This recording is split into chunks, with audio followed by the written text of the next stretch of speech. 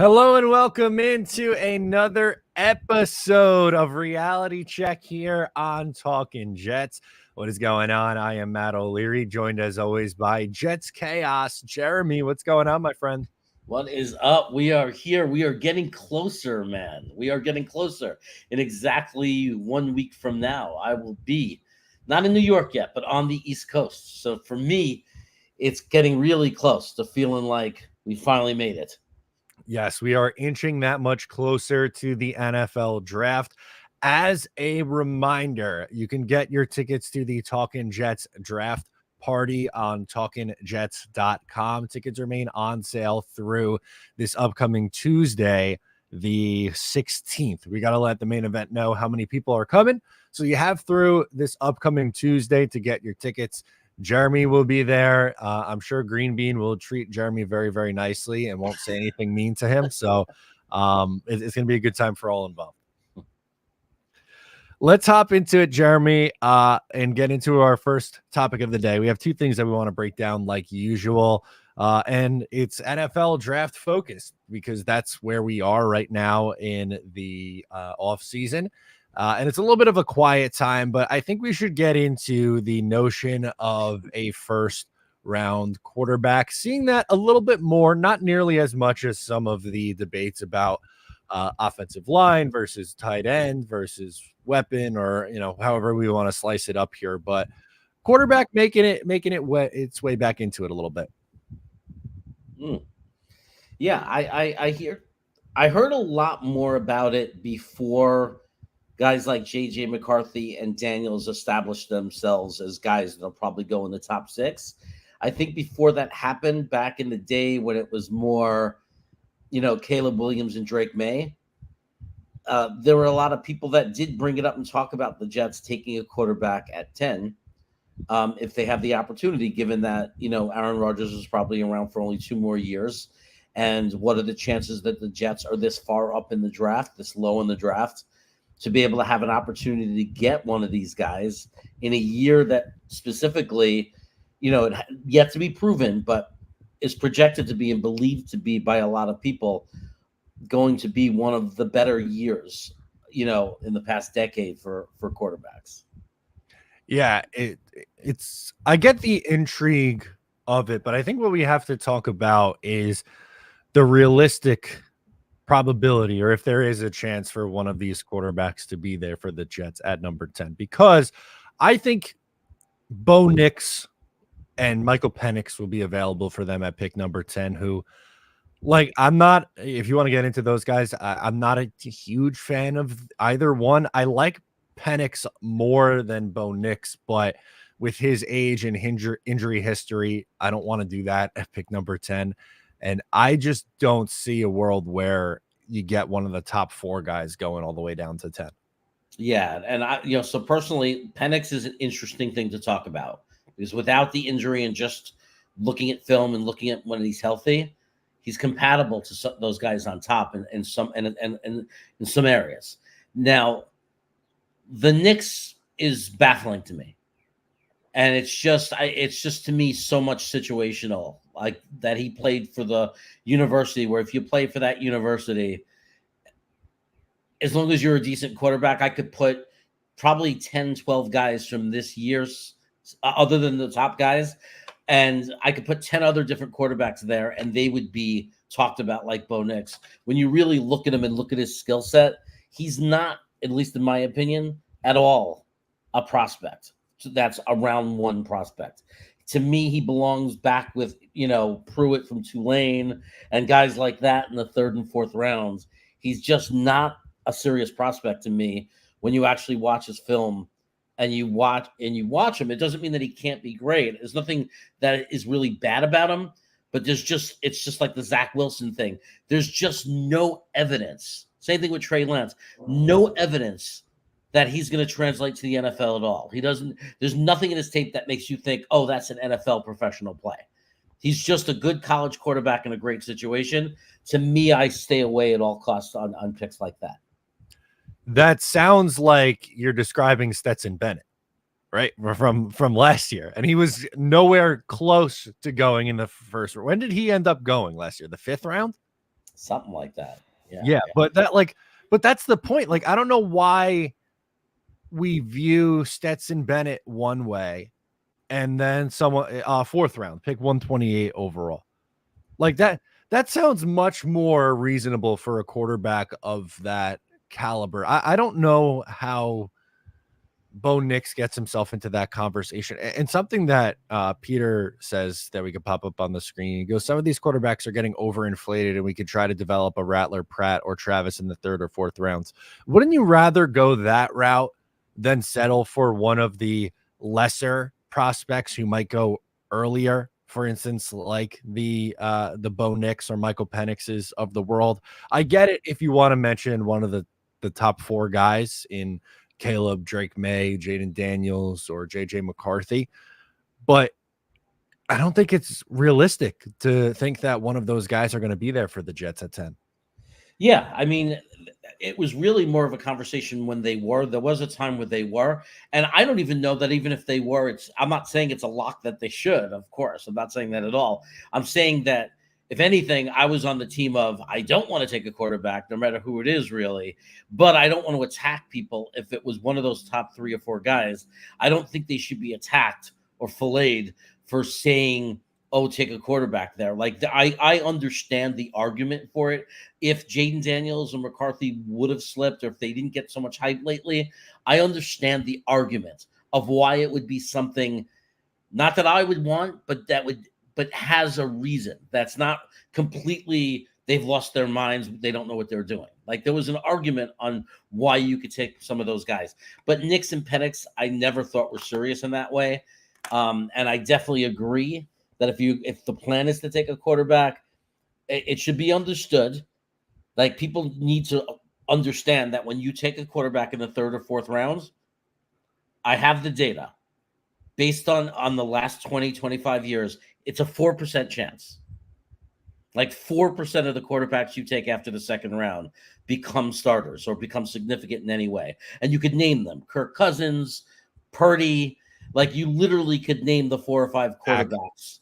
Yeah, Dak Prescott, and everyone, Brady, that they'll bring up. But it's a challenge, but it's still worth the swing, especially because, like, let's go, you take the quarterback in the third, fourth round, and we'll go even, like, maybe not worst case scenario, because worst case scenario is Christian Hackenberg and he's out of the league in a year. But let's say, like, he ends up being like, hey, this guy could be a serviceable backup for you. Then you go, okay, in 2026, when Aaron Rodgers retires and Tyrod Taylor's contract is up, you have your, at that point, then veteran who is still cheap and on a rookie deal, who could kind of show the next young quarterback in 2026 that you draft the ropes a little bit. Like, I think you'd be passing the torch that way without having to spend the first round pick on the quarterback in a window where you are trying to go for it. And especially where you have needs still at both offensive line and wide receiver. I know there's a group that doesn't want to hear it about the offensive line, but, like, I'm sorry, you're relying on 2 Band-Aid fixes at tackle for this year, and you're going to be right in the same boat next year with, looking for 2 tackles. Tyron Smith misses time every single year, and Morgan Moses had pectoral surgery. So, like, I don't think you could say we're good at offensive line and wide receiver or weapon if you want to throw Bowers in the mix and forego that to take someone who's going to be your third quarterback in the first round. Again, pick 72, 111, wherever else in the draft, fine. But it's got to be something on the offense that's going to impact them in 2024, I think, in the first round anyway. No, I agree 100%. I even feel that way about 72, unless we were to somehow get a second round pick. I think that it's more of a fourth round conversation, because I agree. It's not a miss if they become a competent backup quarterback. Like, we see how expensive it's become and how difficult it could be to find a really good quarterback too. So once you get to those rounds, the expectation is no longer they have to hit and be that 4% and become this great starter. It's okay if they're just a good backup quarterback. There's actually value in that. If you could find that in the fourth round, it's not a bad thing.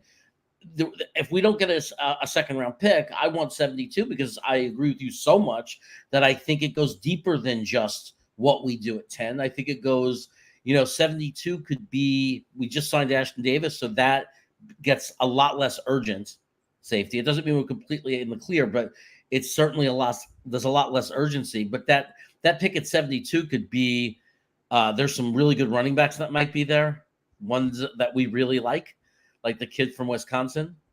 And right, there are some real picks. And then interior offensive line.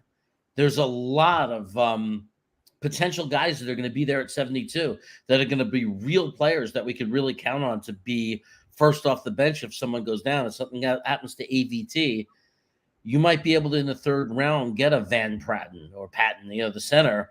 And then now you have the flexibility to move Tittman over and, take care of that and replace AVT with a competent player.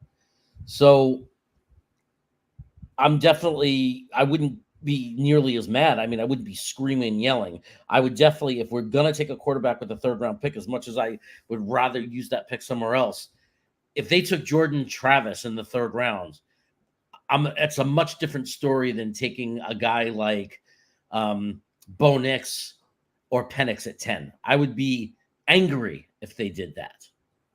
Very angry.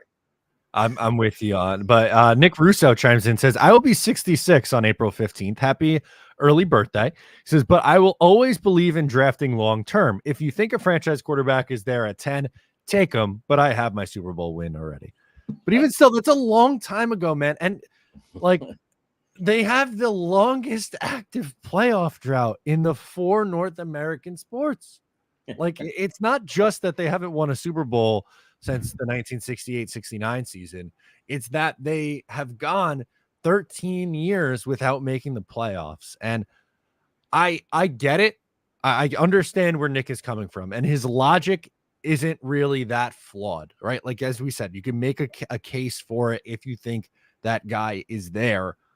Unfortunately, I don't think that guy is going to be there because of the number of teams that are going to be looking to get up in the draft, to trade up. Like Minnesota, quarterback needy team, they have 2 first-round picks this year. You don't think they're going to trade up for one of the quarterbacks in the top 5 ahead of the Giants? Even in the worst-case scenario, I would say the Giants at 6 is probably the last spot that one of the top 4 quarterbacks is going to go. I don't see a world where any of the 4 guys make it past the Giants at 6. Yeah, I no longer see it. McCarthy, part of me feels vindicated because I said it a couple of months ago and people said I was nuts, that he should be higher. Tony, the GM, and I did videos about it and people disagreed with us, and he came right up to the top. So in the end, I'm disappointed about it because I would love for that not to have happened as much and just a few teams wanted him, because then we'd have a better chance at getting a really good trade offer at 10. So it's actually unfortunate that he's now a top 6 quarterback. And believe it or not, I don't know how, but for a while, Jaden Daniels was very realistic to be there at 10. Those are no longer real options based on what we're hearing. I mean, it looks like, I don't think the New York Giants are going to let either of those guys pass them by or get past them. So I think that they're all gone. Dakota's comment made me laugh. He says, we are the defending champions of the offseason, and we are doing a good job of defending our title. It has been a very strong offseason, and they could make it that much stronger or splashier. Maybe not stronger, depending on how you look at it. But I wanted to go to Dane's comment. Would you do what Ryan did last night? He was on the AFC East roundtable filling in for Richie, and that's trade up to number 5. So this year's 10 and our second round pick next year, and then take Malik Neighbors. I think I would, but it might be foolish to do that because think about what could fall to number 10. I get the thought, right, of waiting to 10 and maybe you get something good, but the idea of Malik Neighbors in this offense, like he is a game-changing talent that I think would take the offense to another level. And I know I just talked about the offensive line and stuff like that, but for me, like, if you could somehow get Marvin Harrison or Malik Neighbors, I think that's very, very different than giving up, your pick 10 and your second round pick to move up for like a Romo Dunze. I think Neighbors and Harrison are just on another level. Yeah, I would say that I would be okay if they took their second pick for next year and traded it to trade up and get Neighbors. Basically he's on the board, so they know exactly that they're definitely getting him. I would be okay with that. I would still be disappointed, part of me, because I don't think that would, we gave away capital. We didn't address the fact that we're not going to get to pick again until 72. I'm more of a guy that's hoping for a trade back. I'm more of a guy that's hoping to get the tackle at 15, the Fatnu type guy, the Fuanga type guy, and getting that second round pick and being able to do something really strong there. I think it's a sweet spot in the draft. I think there's be a lot of great players in the second round. Somebody said BB before. That's a great example. Now you could solidify the inside of your offensive line with a stud like that. But I will say this. I won't be mad. I'll be excited because Neighbors opposite of Garrett Wilson would be super exciting. I will also say, and I said this yesterday, if we traded up our first round pick next year to a team that's on the board, let's say at 5, the Chargers, and Marvin Harrison is on the board, I would not be upset at all. I'd be totally in support of it. I'd be happy to give up the number 1 pick next year for Marvin Harrison without question, because to me, there's a gap between Marvin Harrison and even Neighbors. Okay, fair. And like that game-changing level at wide receiver is a difference, right? Like, as crazy as that sounds, if you land Marvin Harrison Jr., like Garrett Wilson probably becomes your number 2. Like, I think Marvin Harrison could be that good, which is wild to me. But yeah, like Neighbors' ceiling is like, you think Jamal Chase, like solid, one of the best WR1. To me, Marvin Harrison is Calvin Johnson ceiling. Yeah, like best receiver in the league by far. Yeah, like Hall of Famer, like special of his generation, like really, really special. And I think that Marvin Harrison's floor to me is already WR1. Like just a good WR1 would be his floor, because he just, when you watch him play and you look at the attributes, I just can't imagine him missing. I think he's like one of the top wide receivers the day he puts on the uniform. I'm with you. I agree with you there. Harry chimes in. He goes, I am 69 and I need another Super Bowl before I die. No quarterback at 10. Harry, you got to be with us for a long, long time, my friend. We need you around, Harry. That's really funny. We had Dakota popped in and said 𝐀𝐮𝐫𝐚 signed with the Philadelphia Eagles. We saw that right before we went on. Just any thoughts on 𝐀𝐮𝐫𝐚 going to Philadelphia? I am really surprised, if I'm going to be completely honest with you, that he signed with the team. I thought he'd be out of the league. Yeah, I didn't know. He was really bad last year. So maybe the Eagles are thinking, I'm assuming the contract's not a big one. I'm assuming there's not a lot of risks to it. It's not long-term. And I assume they're just hoping he could have a bounce back. I mean, he is a good locker room person. He is a good leader on the field. He's loud. He's, emotional and excited and full of energy. So maybe they're thinking sometimes losing and falling apart like that, the way the Jets did offensively because of the injuries and everything, sometimes it's contagious. I mean, it might not be a coincidence that Lazard and he and Michael Carter had such terrible years. Maybe those are just guys that when the team around them, when things are around them are bad, they get pulled down, which means they're not great. And I don't like that, because I think I want everyone to be the type that fights through. But for the Eagles, if things are going well offensively, maybe he can actually be a contributor and just get back to what he was in Cincinnati. Maybe. Who knows? NFL is weird. Things could happen that way. Things could absolutely happen that way. Stanley chimes in and says, Jets are going to get Rodgers another wide receiver and then sign Bakhtiari. That's my gut feeling.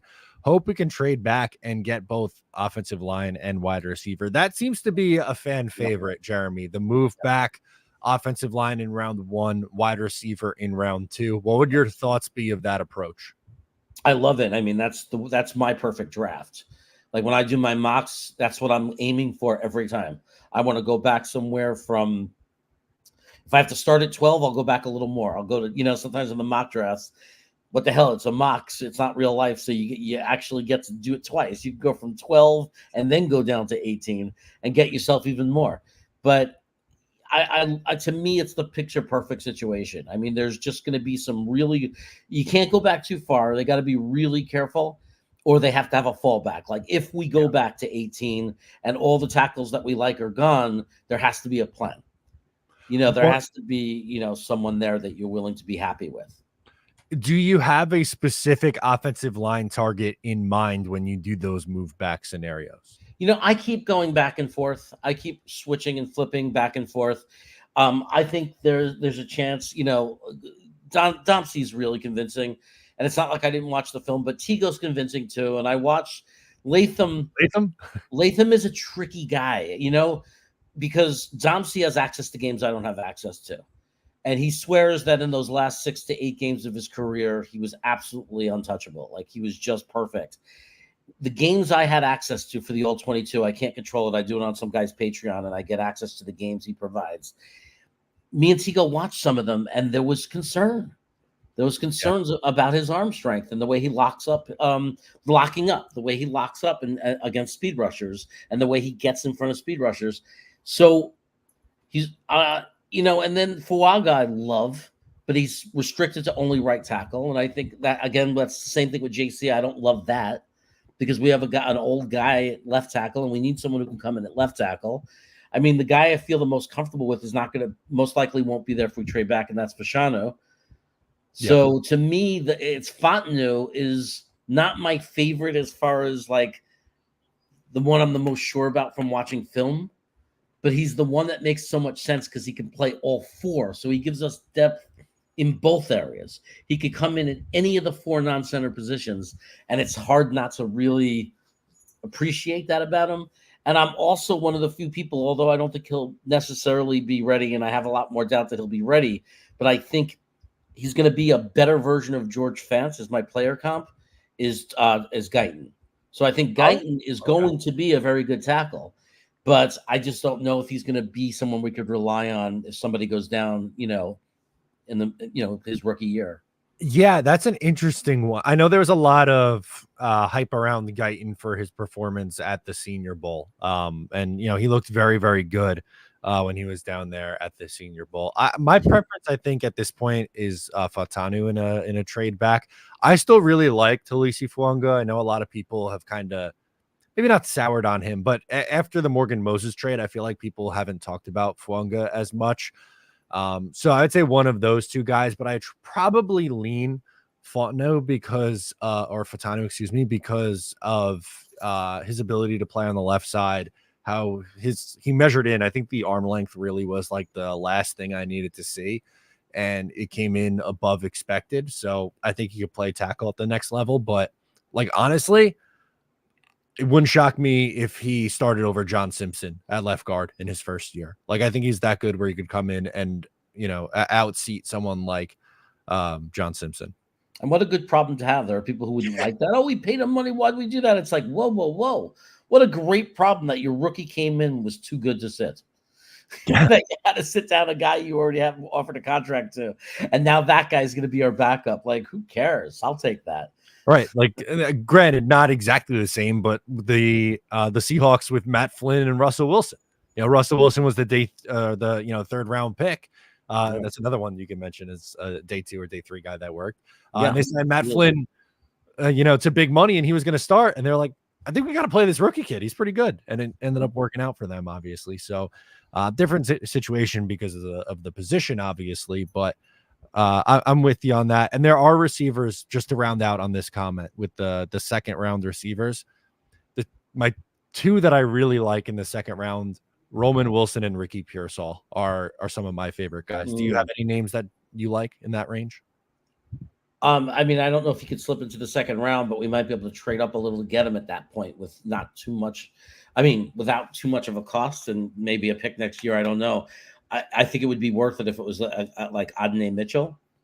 Okay. I think he's really special.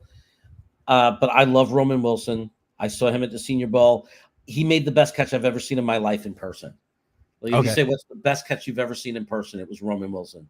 And it wasn't just he made one lucky catch. It showed a very special athletic ability, like the way he did it, the way he changed directions and the way he arced his body and got his hands up. And it was spectacular. It was one of the best catches I've ever seen, even like including like on TV. And he was great the whole week that we were there. Everything he did was great. So Roman Wilson is definitely someone I really, really like. I kind of think that if he really does slip down to the third round, then it reminds me of the Pittsburgh wide receiver that slipped that we all liked. What was his name? I'm forgetting. Who just had a really good couple of years. The Pittsburgh wide receiver? Yeah, who's the Steelers wide receiver that we all loved, and he was from Alabama, but he slipped down because he was injured. Why am I forgetting? Somebody in the chat will know. But Pittsburgh Steelers have a wide receiver. He's their number one now, and they got him in like the third or fourth round because he was hurt. So he slipped up. Pickens. Oh, George Pickens. Oh, George from Pickens. Okay. I don't know why I couldn't think of George. So I don't know why, because Roman Wilson wasn't hurt, but I kind of feel like he's a George Pickens. I kind of feel like he's a guy for no explanation really, that for some reason is going to possibly be there at 72, but it actually makes no sense to me. Okay. Because it's like if you can't look at the film and you're just stuck on stats, you have to understand that he played at Michigan and they're a running team. So you just have to look at the film of when they did pass. The kid is spectacular. Yeah, you had me confused, Jeremy, because Pickens, Wildly says Pickens was from Georgia. And then I was also thinking Pitt, like the college. So I was doubly confused. I always have to do that at least to you once a week. I have to go on a 5-minute confusing rant that makes no sense. But Alabama and Georgia, man, it's so easy to mix those two skills up as far as prospects. Yeah, no, totally fair. They play each other all the time. Yes, I'm with you. But yeah, George Pickens, pick 52 for them. So it's possible. A.D. Mitchell, I would love. I don't like this because it will impact the Jets, but I see him as such a Buffalo Bill. I think that's going to be the wide receiver that they target, A.D. Mitchell, in the first round. I'd hate it if they get him. Yeah, he's really good. He's really good. The only thing that separates him from those top tier guys is the floor. Like he has the potential to bust more. Like there are more questions, but the ceiling is right there. He could be a WR1. You know who's someone that I'm a little bit lower, just while we're on the topic of conversation for wide receivers and, back of the first round, maybe second round guys. I'm a little bit lower, I think, on Xavier Worthy because like he has that unbelievable speed. But how many times do we see these guys with that unbelievable 4.2 speed at wide receiver that do absolutely nothing in the NFL and then they get overdrafted? I think that's what's going to happen about Worthy, but who knows? Now that I came out and said it, he's going to pop off and just be the best ever. The biggest thing that sours me is when they showed the top 10 combine 40 speeds of all time. Like none of them were significant. Like none of them. 8 of them didn't make it at all. 2 of them were names I knew, but they weren't anything special. So as long as that's not the only reason a team is drafting them, if they see, like I'm not going to say that it's a bad thing to be fast, but the other intangibles better be there. Like there better be other things that it better not be you just drafting a guy because he runs a 4.2. It's like that's not enough in the NFL. Like we've seen it. We've seen track stars try to convert to football. It doesn't work.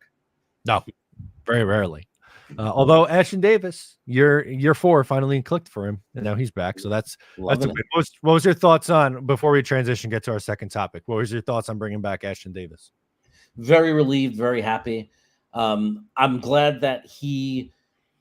And I think because a lot of people saying, why does he want to leave? Well, you see, it's our coaching staff. Like, remember, right after the season, everybody was freaking out about how bad our locker room is. And the reality was, like any of us do in our lives and our careers, he was looking for a promotion. He was looking to go into a place with a nice size contract to be the starting safety. He couldn't find it, but he had offers. So he could have went into other teams with the same opportunity with the Jets. And when it was the same, he chose to go back to Robert Saleh. He chose to stay here and play for the Jets because he didn't want to leave because he wasn't happy. He wanted to leave for a better opportunity, and the better opportunity wasn't there. And not that I'm happy for that part of things not going well for him, but as a Jet fan, I'm happy because he's a ball hawk. He just, whether it's luck, whether it's just the cosmic universe, whatever it is, the ball gets loose and he happens to always be the guy there getting it. And also, too, if like you mentioned, it didn't work out, which stinks for the player. And obviously you want to see these guys, get paid and get the opportunities. But I think a lot of times why we see defensive players wanting to take 1-year deals with the Jets is because they know they're going into a really good system and they're going to, like, their talent's going to be put on display. So yes, this go around, Ashton Davis didn't get a contract as a starting role, but if he plays just as well, if not better this season, someone's going to pony up and pay him next offseason. Yeah, the reason I'm happy also that we get him is I like Clark a lot and what he could be, but he's coming off an ACL. Yeah. And and if he goes down, I don't want a rookie in there. And I know we're probably not going to put money into one of the safeties that are in the market, like Simmons, that is really expensive. I think Ashton Davis is perfect because I completely trust him. If Ashton Davis comes into a game because Clark limps off the field, I'm not panicking. Right. He's a competent player. He's getting better every year. He knows our system. I'm totally cool with it. Let's get into, Jeremy, some consensus mock drafts. So something that I found interesting, the NFL mock draft database has taken mock drafts from all over the internet and has ranked or done a mock draft with like the consensus at each spot. And for the New York Jets at pick number 10, the consensus pick is Brock Bowers. And he is being selected for the Jets at pick number 10, 66% of the time, which is one of the highest. You have Caleb up at the top. 99% of mock drafts have Caleb going number 1. Jaden Daniels, too, is 60%. Marvin Harrison, 89%. This doesn't factor in trade ups, which will obviously change some things. Mm-hmm. Joe Alt, 77%. Dallas Turner, 81%. But 66% of mock drafts have Brock Bowers going to the Jets at pick number 10. I guess the next thing that we could really do with that is, do you buy it? Do you think that like there's something to this and that's the direction that the Jets are going to go, or should we not look into what the consensus is for the Jets this year? No, I don't care what the experts say because they're always wrong. And I think we're always, almost all of us, except for a few, are right. Like JD has shown that he's very hard to read. He's surprised us in the past. So I don't think these guys know anything, but I think that it's okay that Brock Bowers is the favorite in the sense that I understand it, because if you're going by what they say we take the best player available. And if you look at a lot of mock drafts, when it comes to us at 10, Brock Bowers is the best player available, whether you agree with the position or not. He's the best player available. And even though he's a tight end, the Jets do need another weapon. It doesn't mean that I feel that he's the guy I want at 10, but I think it makes sense to me that he would have the highest likelihood based on just information. If you're looking at facts, yep. You're just looking at it if you're looking at it from an airplane view, if you're not a Jets fan that's intimate and you're just looking at what that team is going to do, you think, how far can Brock Bowers really go back? And there's a team that needs a weapon. Why wouldn't they take him? So it doesn't bother me, but it also doesn't make me think the Jets are more likely to take Bowers because of that. Yeah, so there was a good article over on Jets X Factor with who were the favorites over the last 10 drafts or so. It goes back to 2016, but here we could pop this up as well. So in 2024, right now, it's Brock Bowers with the 64% of mock drafts. But last year in 2023, it was Darnell Wright ended up at number 15, being the one who was mocked to the New York Jets the most at 24%. Unfortunately, Wright goes off the board, and then the Jets go a different direction. They take Will McDonald. Jameson Williams was the most popular one in 2022 at pick 10 with 24%. Kayvon Thibodeau, I know that's a person that I mocked to the Jets a ton that year, 29%. They end up going with Sauce Gardner and Garrett Wilson in those spots. The only 3 years where it hit was Zach Wilson at 2, Becton at 11 in 2020, and Quinnen Williams at 3 with 40% in 2019. Baker Mayfield in 2018, Mitch Trubisky in 2017, and Paxton Lynch in 2016 were the most mocked players to the Jets those years. Interesting. A thing to look at is just overall when somebody is as high as Bowers is for us. When somebody is at 60%, how often is it right? Like I'd love to see that, but the reality is, if I've learned anything from JD from his tenure with us, we just don't know. I mean, I think that Zach Wilson one was more obvious, Right. because the need was there, because he was projected as the best quarterback available by the consensus, and we needed the quarterback very obviously when we let O'Darnold go. There was no secret about it, so that was the easiest to predict. So I don't really count that one. I think the Q was a big one. Like that's surprising to me that he was number one, because to me it made no sense to pick that position. As much as I love Quinnen now, at the time the position made no sense, because I was like, how many defensive tackles are we going to draft at one? But yeah, I mean, I think that there's a very, like, it's not going to surprise me at all, and I know it won't surprise you if the Jets get up there and take Bowers if he's on the board. No, I mean, it's not going to be a surprise. No, not at all. And it very well could be that. And I get why he's the consensus. As you said, number one, the Jets need a weapon, and that could potentially be the best weapon on the board. He's a good player. Like, no one's going to deny that he's a good player. I just don't know if that's the route that they end up going, because you're right. Everyone in the world knew they were going quarterback at 2. So Zach being that high, the Becton one was still, even though he was the favored, like, I don't think many mock drafts had Tristan Wirfs still being available at pick number 11. So that was even surprising, like, that they went that route with Becton, because I feel like most assume that three offensive tackles in Wirfs, Wills, and Andrew Thomas would all be gone by the time the Jets were picking at 11. So like, that might have been the consensus, and it makes sense why that was, but at the time on the clock, that wasn't really the consensus on pick once they were on the clock. It was Tristan Wirfs, right? Well, it's the same. Yeah, it's the same exact thing of what if Neighbors was available. It's not that they were wrong. That they're not saying the Jets. That consensus is not saying the Jets would take Bowers over Neighbors. It's based on they don't think Neighbors will be there.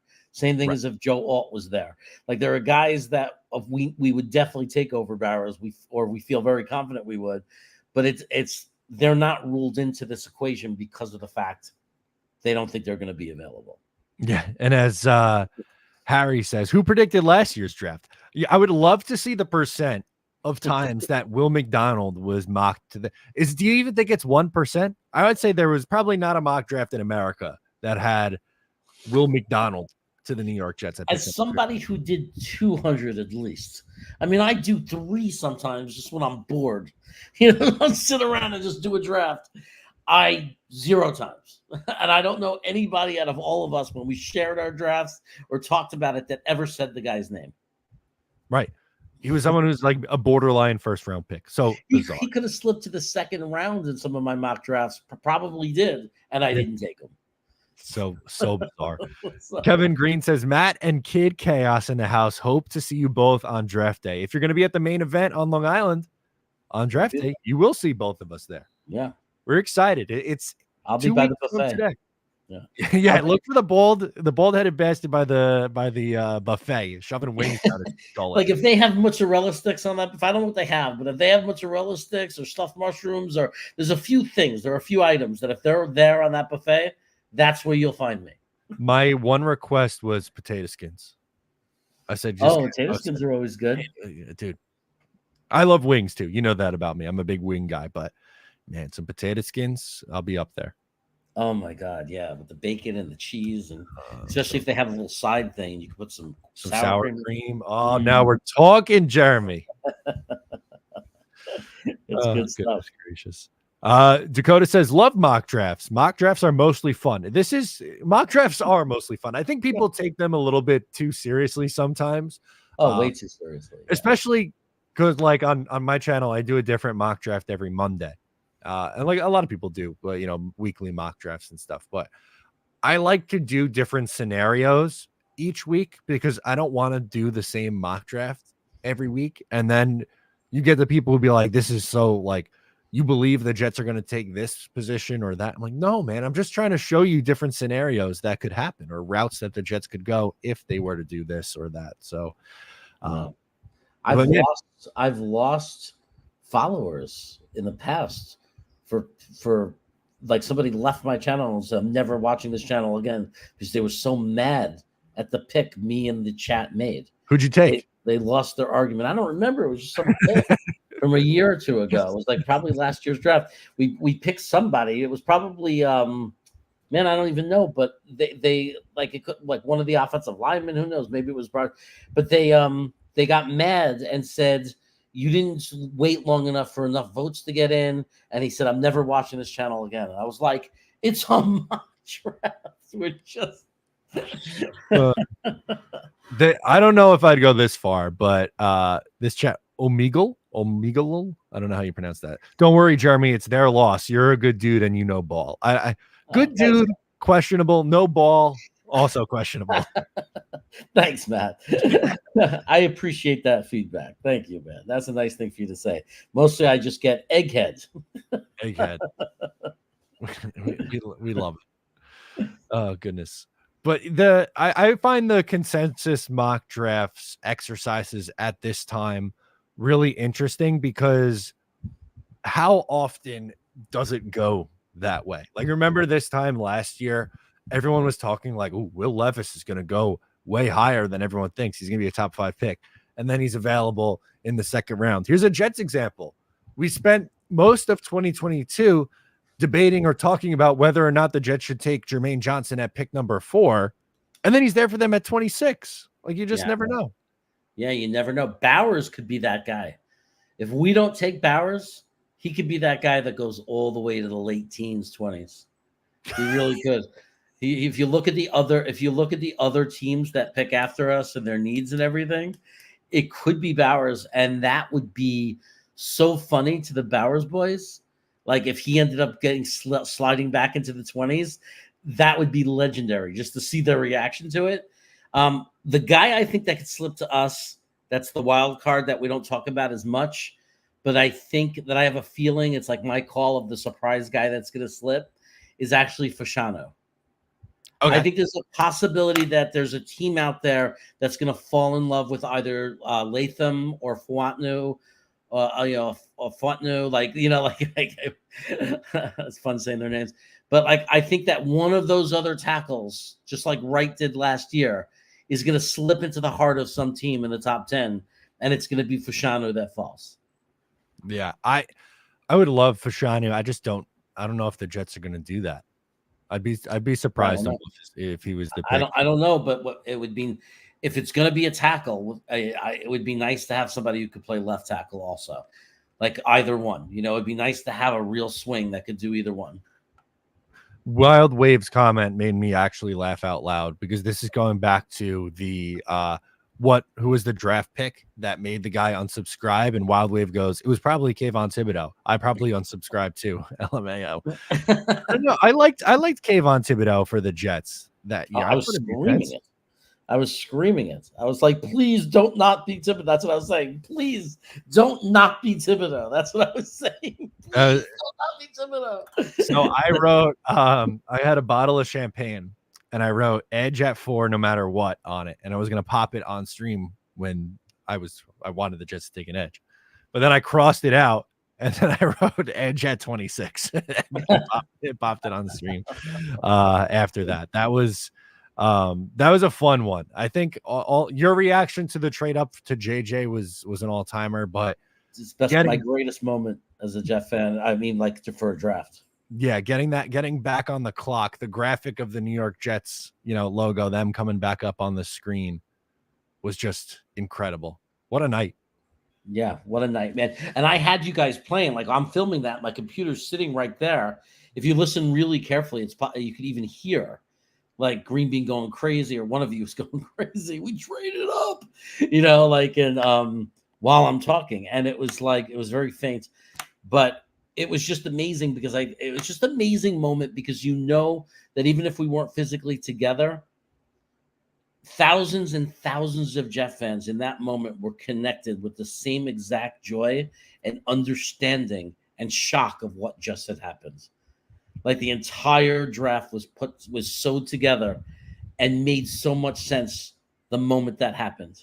It was like all of a sudden Sauce Gardner made so much sense the second we got JJ at 26. It was like it made it the greatest draft ever. It did. What a time. Follow-up question. Who is your guys' tackle number 2 in this year's draft?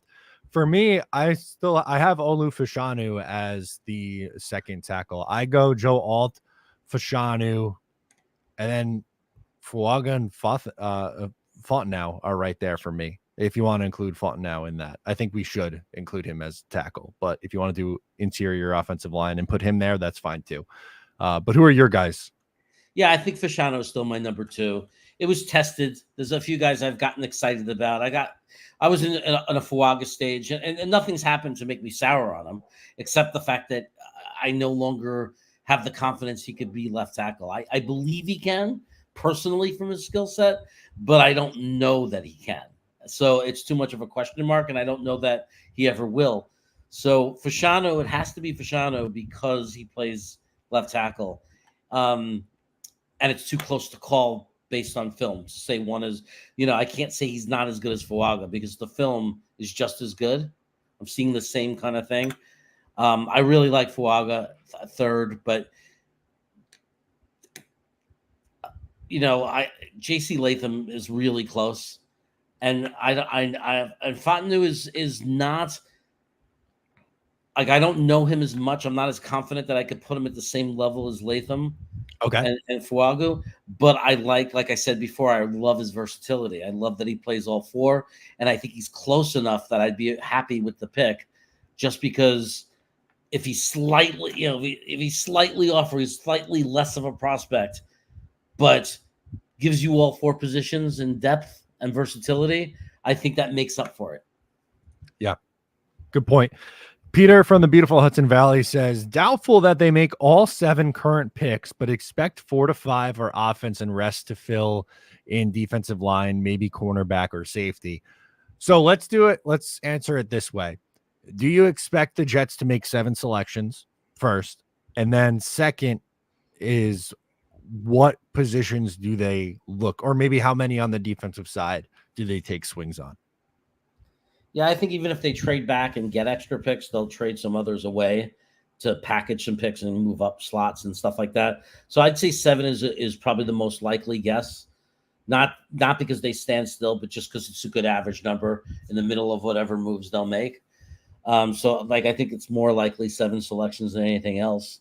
And I do agree with the kind of breakdown. Like, I can imagine out of those 7, I think it would be more 4 to 3. Potentially 5 to 2. I mean, because they did just sign Ashton Davis, so there is a chance that they'll skip on safety.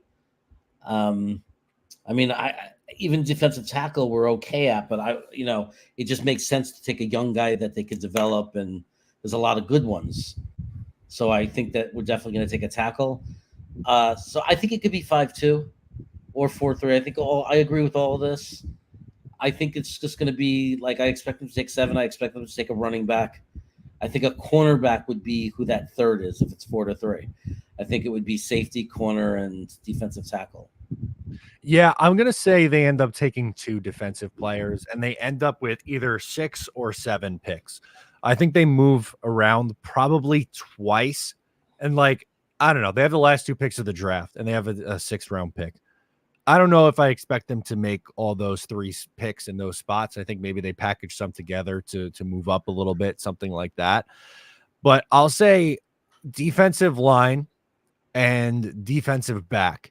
I'm going to cheat and say defensive back, either a safety or a corner are going to be the picks that the Jets put on the defensive side of the ball, because they do that. Sometimes they take the corners that they plan on transitioning to safety, but also I could see them taking a corner and just having the DJ Reed replacement in house if that's what they want to do. Not that I'm looking to replace DJ Reed after this year, but if they only re-sign one of Michael Carter II and DJ Reed, they might have a hole at corner. So I could see them doing that. Yeah, look, if he slipped to 72, I don't think he would, but it's possible. What is it, Hart from Notre Dame? If he was to slip to 72, it wouldn't shock me at all if the Jets jumped up there and took him. Yeah, I'm with you on that. Tony the GM says, need to subscribe to Matt's new Jet Giant show. So yeah, if you don't know, Big Apple Blitz, I do with Anthony Rivardo on Monday and Thursdays. We talk some both Jets and Giants. We keep it all New York sports. It's a good time talking things draft right now. So make sure to check that out. WM says 2 linemen minimum, 1 wideout, 1 tight end, 1 running back, and the rest on defense. Do you agree with WM, or is that overkill on the offensive side of the ball? I just don't see them taking a tight end unless, of course, it was Bowers. I don't see it because I think we have 2 very solid tight ends. One of them, like Rucker being young, the future WR1 when Conklin is done, maybe even overtakes him before he's done. Who knows if they actually use him? And I think Yeboah is very good, solid special teams. I think he finally got some usage a little bit more in games at the end there. And I think there's just really nobody out of college in the later rounds that I see makes sense to try to replace Yeboah with. Why would we do that? Yeboah is a contributor on the team. And then unless they don't like Kuntz, we already have the development guy. We already have the practice squad tight end. That's a phenomenal athlete that everybody's excited. Maybe this guy, and they mentioned that his growth was tremendous. There was some mention of it, that he made tremendous progress as far as learning how to play tight ends, and his athletic ability. The best to ever go into the combine at that position. There we go. Yeah, I'm gonna say two linemen, a wide receiver, and maybe on running back. I think there's a chance they could take a running back, right? Like Joe Douglas has done it literally every single year he's drafted for the New York Jets, so it's on the table. But this also kind of feels like a time where you could use a veteran running back in the room. You have, Breece Hall going into his 3rd year. You have Izzy going into year 2. Maybe you add Ezekiel Elliott or someone like that a little bit later on to add to this room. I don't know that you have to, but running back, I would say, is a position that they could add on probably day 3. I don't think on day 1 or day 2. Evan says, Matt, we need autographs at the bar. That is crazy town. We autographs. Jeremy, are you going to be signing autographs at the main event? Somebody asks me. I got to tell you, it was crazy enough. Even the first time, the opener against the Ravens 2 years ago, and then last year, the craziest, weirdest thing is just when people ask, can I take a selfie with you? Because I'm like, yeah, like what? It's very humble. like you want to take a selfie with me? Yeah. Like, why would I say no to that? Thanks, man. It's like, so if somebody asked me for their autograph, I would laugh, but I would do it because I think my biggest fear in the world is just being like, I'd come off as just an asshole. Like, why would I say no to somebody? Like, if it, for whatever weird, crazy, ridiculous reason, it meant something to someone, why would I reject them? Yeah, it is, in all seriousness, though, it is really humbling to meet people and talk with people and put faces to the names. We see all the comments and everything on YouTube, so it's really cool to meet up and do these kind of things. Papa Yeti says, I've said it before and now again, I'm taking a good nap and golfing on draft day. I'll check in around 7 o'clock. I have no concerns. I'll bite my tongue till then. Papa Yeti, you're a better man than I, because I am going to be refreshing and looking for every single rumor I can on draft day. To me, it's too much fun to miss.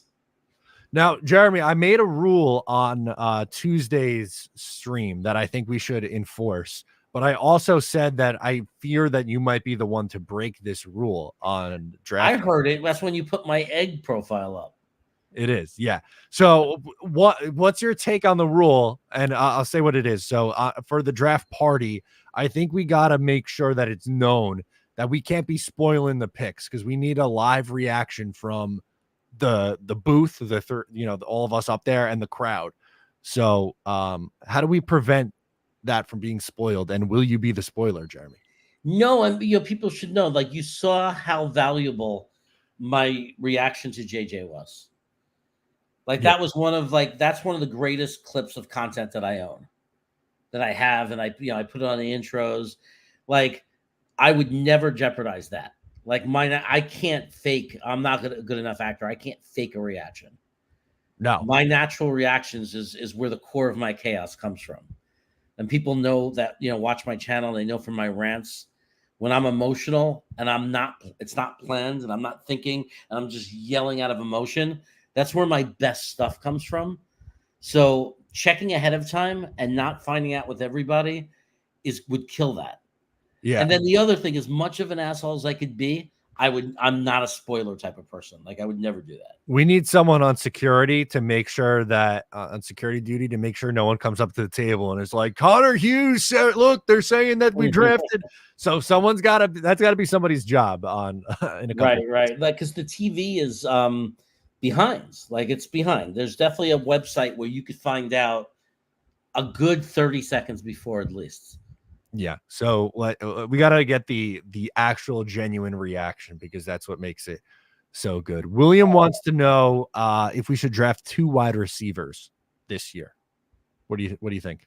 I'm not against it. I mean, I don't know if we have enough picks to do it and meet all the needs we want to meet, but I also think that JD is not a positional drafter. Like I think that, let's say he took Roman Wilson, and then the next time around, Corley is still there. Or what if he loves the kid from Virginia, Malik Washington? What if he happens to love him? And we already took Roman Wilson. I don't know that he would be out of the question if he's the best player and there's no one else that we love in any position, and on the board he's the best player. I think JD has shown he doesn't reach. He's going to take that best player. Yep. I think so too. And I'm not opposed to the idea if they take 2 wide receivers. Mike Williams on a 1-year deal. They need all the depth they can. I love it. I think there's a world where that could happen. Guys, we've reached the hour mark of our stream. We appreciate you hanging out with us. Please make sure to subscribe to the channel if you are new here to Talkin' Jets. We do this every single Thursday at 3 o'clock in the afternoon. Make sure to follow along Jeremy's channel, Jets Chaos. Ton of Jets Chaos going on over there, and follow on Twitter and social media. My stuff, Matt O'Leary NY. You can find us on YouTube, social media, all that good stuff. That's going to do it for this episode. Appreciate you. I'm Matt. He's Jeremy, and we'll catch you next time.